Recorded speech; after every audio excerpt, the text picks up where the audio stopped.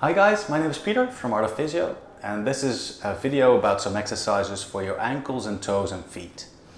So before we get into the exercise, I like to explain a little bit more about why feet are so important.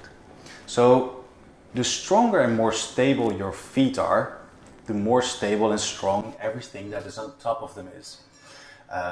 Your feet have the ability and should spread to gain as much stability as possible, but because we wear such tight shoes in these days and we have a little bit of elevation in our heel, that causes our feet to become more narrow, and basically they lose the ability to support us properly.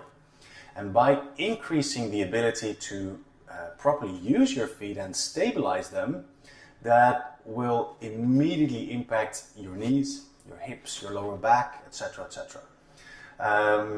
So that's basically a bit of the background why feet are so important. Me as a therapist, I always look at the feet with any kind of low back issue or lower body issues, because the feet are so important, and the way they stand, so they stabilize themselves, they can have a humongous impact on whatever is on top of them. So I always check them out, and I give this exercise to basically everyone. All right, so let's start with the exercises. So let's stand up, and what we're trying to do now is see if we can move our big toes independently from the rest. So just lift them up, or one by one. Yeah, it looks pretty easy. That's the first. Then we're going to see if we can lift off the 4 small toes. So we keep the big toe on the floor, and we just lift up the other ones. See? That's pretty easy. Then we lift them up all, and then we just put the small toes down on the floor while we keep the big toe in the air. All right, now we're going to do the same with the big toe. So we're going to keep the small toes in the air and just move the big toe. See? If that was easy for you, then we'll go a little bit further. So all the toes go up, and then we spread them. So you really try to spread them as far apart as you can, and relax. So bring them up, spread all the way, and relax. Up, spread, and relax.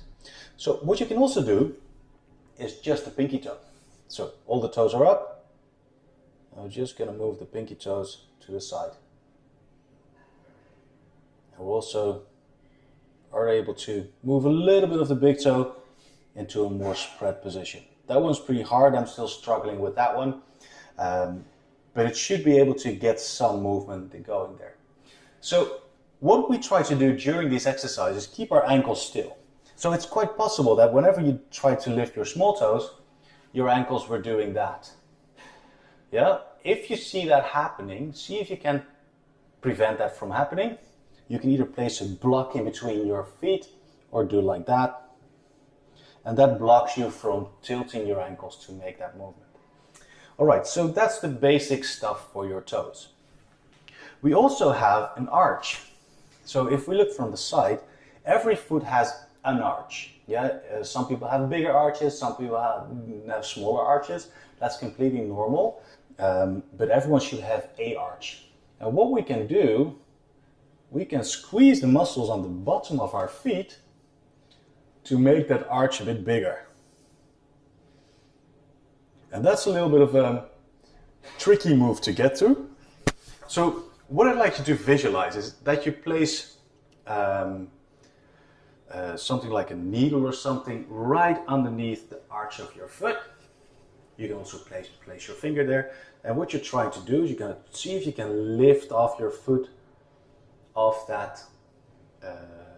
your finger without tilting your ankle or moving your knee. So it looks like that.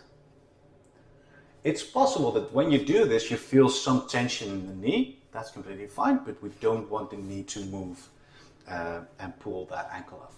So what you're going to do is you're going to put your finger, visualize a needle, then pull it off, squeeze as hard as you can, and relax. Do that again, and relax. So from the side, you really see that that arch is rising. It's not a big movement, but see if you can make it consciously. All right, so that's the foot. Now let's go to the ankle. So there are a few things to consider with this one. So we want to have the ankle move independently from the knee. Yeah, there's knee movement, that's that, and there's ankle movement. Yeah, we don't want to combine them. So the easiest way is to extend your knee all the way, because that takes the knee out of the equation. And what you're going to do is you're going to point your ankle and make as big a circle as you can with your ankle. Go very slowly and see if you can explore the entirety of the range of motion. Then you go to the other side. There you go. See if you can prevent your entire leg from moving and from joining the party. So everyone has sticky points. And a sticky point is a point where when you move there, you go like, I don't really have a lot of control there, so you go through there fast. Everyone has it, and that's completely fine. But that's something your foot and your ankle is trying to tell you, like, hey, I don't have a lot of control there. So in this exercise, if you notice that you have a sticky point, so for me that's down here, then I should spend some more time in that position and go through that sticky point very slowly and controlledly, because that will stimulate my brain into gaining more control there. All right, so this is the 3 exercises that you can do to improve the control and range of motion in your ankle. None of these exercises should give you any pain or discomfort. Yeah, it's okay if you feel, oh, my muscles are contracting or it feels a bit stiff, but we don't want to have any kind of pain. If you feel pain, contact me or another health professional, and they will determine what the cause of the pain is. But for now, we don't want any pain, any discomfort in this exercise. Yeah, good luck, and let us know if you have any questions.